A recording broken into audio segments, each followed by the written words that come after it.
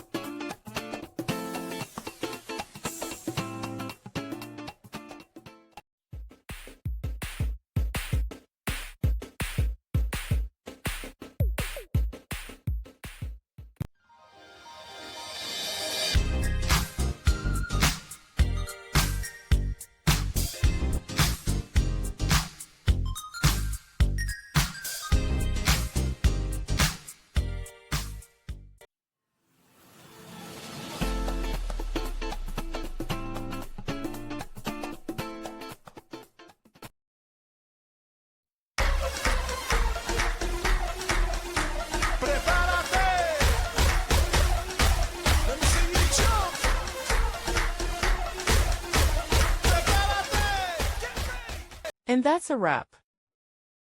I hope you found the answer you were looking for. If you did, take a second to hit that subscribe button. It really helps out. And let me know in the comments which solution worked best for you. See you next time in the debug zone.